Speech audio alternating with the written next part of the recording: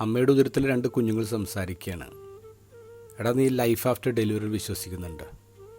Of course. അല്ലെങ്കിൽ പിന്നെ ഇതിൻ്റെ അകത്ത് എത്ര പ്രിപ്പറേഷൻസ് എന്തിനാ? നോൺസെൻസ്. അങ്ങനെ ലൈഫ് ഉണ്ടെങ്കിൽ അതെങ്ങനെ ഇരിക്കും? എങ്ങനെ ഇരിക്കുന്ന അറിയില്ല, പക്ഷെ ഇവിടുത്തെ കൾക്കുള്ളിൽ വെട്ടമുണ്ടാവും. ചിലപ്പോൾ നമ്മൾ കാലുകളോട് നടക്കും, വായ കൊണ്ട് തിന്നും.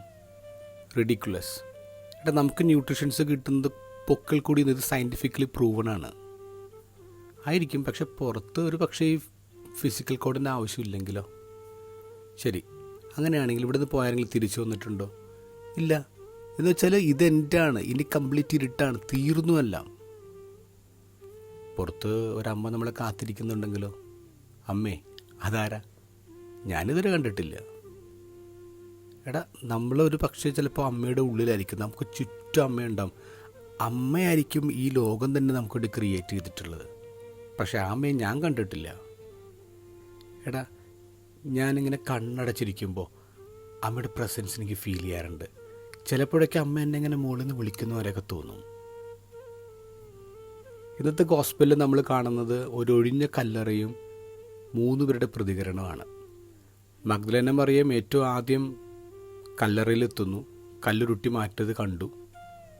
എന്നിട്ട് റോങ് ആയിട്ടുള്ളൊരു അസംഷൻ നടത്താണ്, അവനെ ആരടിച്ചു മാറ്റി. പീറ്റർ വരുന്നു, കയറുന്നു, കച്ചിയും തുവാലയും കാണുന്നു, നല്ല അനാലിസിസ് നടത്തി, പക്ഷേ ഒരു തീരുമാനം എടുക്കുന്നില്ല. യോഹന്നാൻ അകത്ത് കയറി കണ്ടു, വിശ്വസിച്ചു. ഇന്നത്തെ ഗോസ്പലിൻ്റെ അവസാനത്തെ ഭാഗത്ത് പറയുന്നത്, അവൻ മരിച്ചെന്ന് ഉയർക്കേണ്ടിയിരിക്കുന്നു എന്ന തിരുവെഴുത്ത് അവർക്ക് മനസ്സിലായില്ല. യോഹന്നാൻ ഒന്നും മനസ്സിലായില്ല, തിരുവെഴുത്ത് മനസ്സിലായില്ല. എങ്കിലും യോഹന്നാൻ അക്സെപ്റ്റ് ചെയ്തു. ഒഴിഞ്ഞ കല്ലറയ്ക്ക് മുന്നിൽ നിന്ന് നിൽക്കുമ്പോൾ നമുക്ക് മുന്നിൽ 3 വഴികളുണ്ട്. 1 അസംഷൻ, 2 അനാലിസിസ് നടത്താം, 3 ഒന്നും മനസ്സിലായില്ല, എങ്കിലും ഞാൻ അക്സെപ്റ്റ് ചെയ്യുന്നു. Happy Easter.